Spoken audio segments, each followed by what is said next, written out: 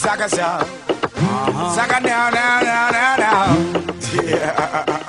Sing it. Yeah.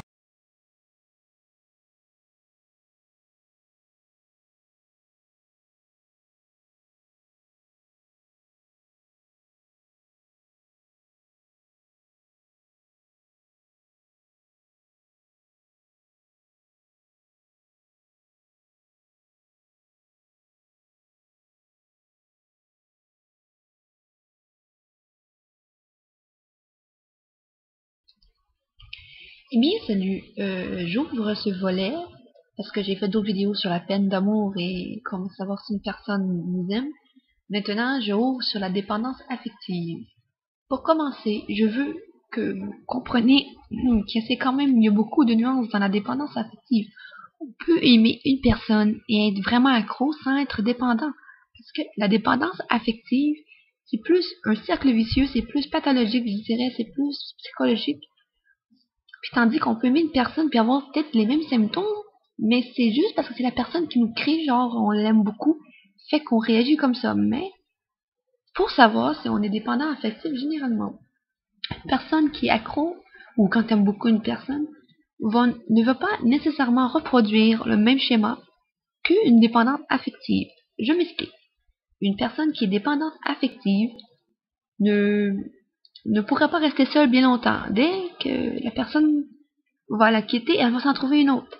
Tandis que celui qui aime la personne beaucoup ne va pas nécessairement aller trouver quelqu'un tout de suite. Généralement, une personne qui aime beaucoup, qui a beaucoup aimé une personne, elle va avoir du mal à s'en remettre et elle va plus préférer prendre son temps et attendre que ses sentiments s'apaisent. Tandis que la personne affective, elle va se lancer dans un autre. Parce que c'est souvent parce qu'elle a mal en dedans d'elle, elle souffre, elle n'a pas confiance en elle, puis il y a beaucoup d'angoisse, il y a beaucoup de colère, il y a beaucoup de choses reliées qui fait qu'elle ne peut pas rester avec elle-même. Parce que si elle resterait avec elle-même, ça voudrait dire qu'il faudrait qu'elle fasse beaucoup de révisions sur elle. Ou ça peut être des gens qui ont beaucoup, beaucoup manqué d'amour dans leur enfance, qui ont des passés très difficiles. Alors pour eux, elle a vraiment besoin, parce que déjà elle ne se plaît pas. Elle a tellement des complexes, tellement un mal de vivre, qu'elle a besoin des autres pour se sentir bien, pour se sentir aimée, à un tel point qu'au début, elle va être différente de ce qu'elle est vraiment. Elle va faire un tableau, c'est-à-dire qu'elle va se montrer vraiment sur le meilleur jour, puis quand que vous voyez que la relation va avancer, ben la personne va être différente, elle va complètement être une autre personne. C'est une personne qui a tendance à refermer les taux sur vous et vous sentir coincé. Généralement, c'est des personnes qui vont beaucoup communiquer par téléphone, c'est-à-dire que elle va beaucoup être sur le téléphone, parler avec ses amis. C'est une personne qui a vraiment besoin de toujours avoir une proximité. Je dirais que bon, l'amitié ou l'amour, regarde, on peut être dépendant affectif, puis des fois en amitié, ça peut entrer. Mais elle va toujours interagir avec l'obsession.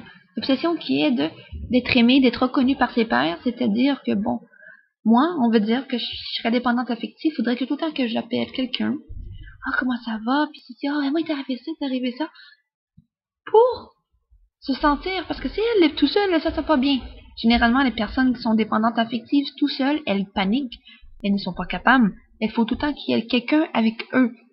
À ne pas confondre avec des gens qui souffrent déjà comment on appelle ça, de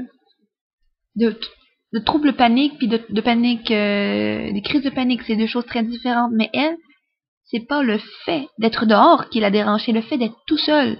C'est ça la différence. Tandis que celui qui fait des troubles paniques, ils vont se sentir en général bien dans leur maison parce que c'est un endroit qui est sécurisant.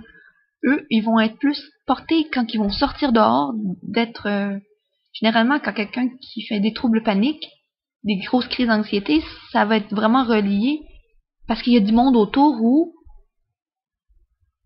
parce que je cherche le mot là, c'est pas vraiment le fait d'être seul qui va vraiment les brusquer, ça va être le contraire, c'est le fait d'être avec des gens et interagir qui vont, bon, plus les perturber, mais t'es dépendant affectif, c'est le fait de vraiment être tout seul, d'avoir personne à aimer, mais est-ce qu'on peut dire vraiment qu'une personne dépendante affective est vraiment une personne?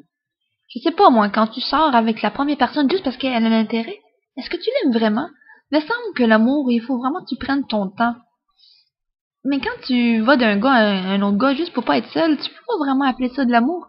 Comme il y a un dicton qui dit, aime-toi toi-même et les autres t'aimeront. Ça prend tout son sens. Comment on peut aimer une personne quand toi-même tu ne t'aimes pas? Bon, on peut souffrir de légers troubles, c'est-à-dire des complexes. Oui, ça arrive que des gens on est complexés ou il y a des gens qui sont timides. Il peut avoir une certaine gêne de pas s'aimer, on va avoir des gênes, avoir peur que quelqu'un nous voit tout nu. Mais c'est au début. Mais eux, c'est toujours des gros complexes. Bon, il y en a des dépendants affectifs qui n'ont pas de complexe, mais ils vont avoir d'autres complexes. C'est des gens qui veulent tellement de l'amour et ils veulent recevoir de l'amour, mais ils ont de la misère à s'investir, à se donner, à dire je t'aime. Ils en demandent, mais eux, ils sont pas capables d'en donner. C'est vraiment, je dirais, c'est vraiment complexe comme trouble pathologique, c'est-à-dire que il y a eux, ils veulent recevoir, mais dans le fond, eux-mêmes, ils ont une grande misère à donner. C'est des gens qui vont être plus faciles à recevoir qu'à donner. Ça soit dans n'importe quoi. Moi, je dirais que est-ce qu'une personne dépendante affective vous aime vraiment? Je dirais que non, ça peut arriver, mais elles savent pas c'est quoi l'amour. Pour elles, l'amour, c'est d'être à deux tout simplement. Mais l'amour, c'est pas que d'être à deux. Je dirais que l'amour, c'est un accomplissement. Il faut apprendre à se connaître, c'est aider l'autre. C'est pas être le fait que d'être avec quelqu'un. Juste parce qu'on veut pas être tout seul. L'amour, c'est parce qu'on se sent bien. C'est de la complicité. C'est c'est parce qu'une personne nous ressemble, elle a le même intérêt que nous, pas juste parce que, bon, on a peur d'être tout seul, puis, oh, elle nous aime, alors on se sent valorisé. Comment on peut se sentir valorisé dans une relation où que toi-même tu ne ressens rien, juste pour être avec quelqu'un? Je vous dirais sur ça, si vous souffrez de dépendance affective, allez voir un spécialiste pour bien cerner vos problèmes, parce que souvent ceux qui sont dépendants affectifs, ça remonte à l'enfance et ça remonte des gros troubles psychologiques. Bon, gros troubles psychologiques, je ne dis pas que vous êtes dépressif ou psychotique, mais je veux dire des gros manques affectifs, des gros problèmes, déséquilibres dans votre vie, dans vos émotions. En tout cas, c'est un gros déséquilibre. Bon, on peut appeler ça comme ça, là. Je veux pas dénigrer personne si vous l'êtes, mais arrêtez de passer de mec en mec ou de fille en fille. Ça va juste vous fermez les yeux sur ça. Si vous faites ça, c'est que vous prenez même pas le temps de vous regarder dans le miroir. Prenez le temps de vous regarder. C'est la journée que vous allez tout régler vos problèmes et vous accepter tel que vous êtes, que vous allez vraiment, mais vraiment commencer à aimer. Sur ce, je vous dis bye bye.